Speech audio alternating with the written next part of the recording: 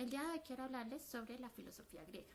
Cuando hablamos de la filosofía griega tenemos que tener presente que este pensamiento comprende 12 siglos, los cuales van desde el siglo VI antes de la era cristiana hasta el siglo VI después de la era cristiana.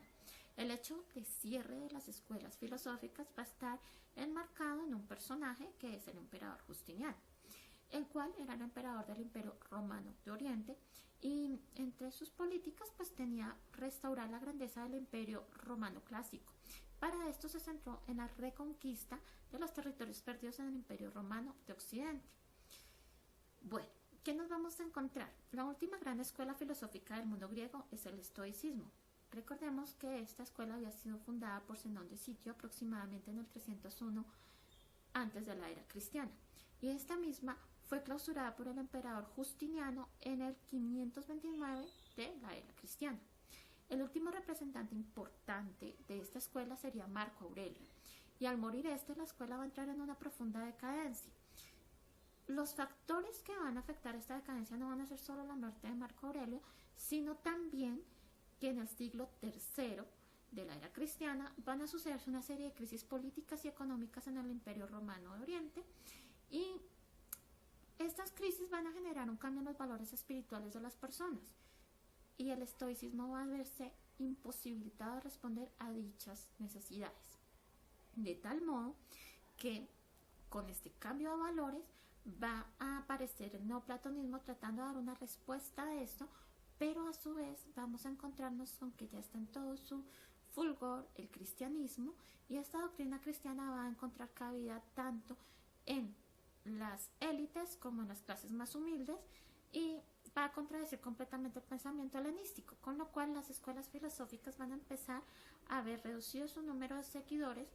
Y cuando el neoplatonismo trata de contradecir esta corriente cristiana, va a suceder el cierre de las escuelas por parte de Justiniano. Vamos a encontrar que cierra el liceo, la academia, la stoa, con lo cual se van a cerrar los 12 siglos de filosofía griega. ¿Qué caracterizó el pensamiento griego durante estos 12 siglos? Si bien tuvo un sinnúmero de pensadores, todos ellos estuvieron enfocados en algo, lo cual era el deseo del orden, del canon y de la medida. Todo giraba hacia un ideal estético, la belleza, la proporción, la simetría. Es así como nos vamos a encontrar que en el siglo V antes de la era cristiana, Polícleto va a proponer que el cuerpo humano perfecto mide 7 veces la cabeza, y ya en el siglo IV antes de la era cristiana, en el canon de Lisipo, se pasará a 8 cabezas. Asimismo, Euclides nos va a hablar del número áureo. Recordemos que Euclides vivió entre el 300 al 265 antes de la era cristiana, y él mismo nos dirá en su libro Los elementos de Euclides que se dice que una recta ha sido cortada en extrema y media razón cuando la recta entera es al segmento mayor, como el segmento mayor es al segmento menor. Y si esta idea la queremos resumir en un número matemático, vamos a encontrar que la proporción áurea es el número 1.618.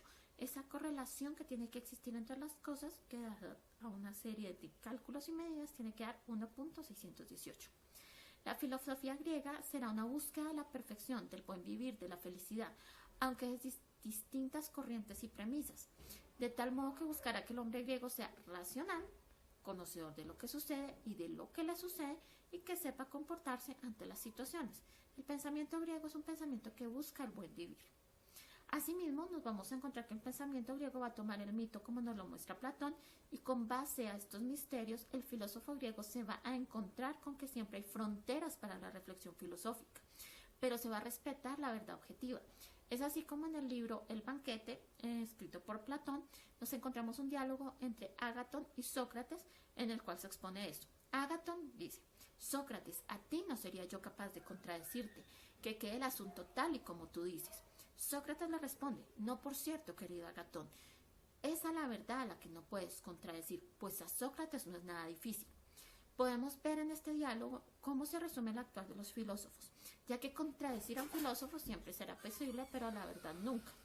De ahí que la verdad siempre estará en una sintonía natural con lo que en ese momento corresponde a la realidad. Aristóteles diría: si tú eres blanco, no es porque pensemos con verdad que eres blanco, si estamos en lo verdadero diciendo que en verdad eres blanco. Es porque eres blanco. Simplemente es lo que la realidad muestra. El pensamiento griego va a suministrar a la humanidad la metafísica o filosofía primera, y esta ciencia es la que versará sobre las realidades no sensibles.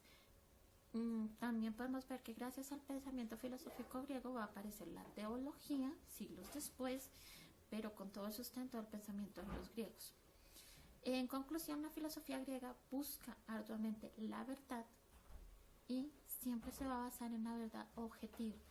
Ya luego, con el desarrollo del pensamiento filosófico, con el entrecruzarse del pensamiento filosófico y la física cuántica, vamos a encontrar nuevas versiones del pensamiento, nuevas formas de abordar la verdad, pero ante todo la filosofía siempre va a ser una búsqueda de la verdad. Gracias, que estén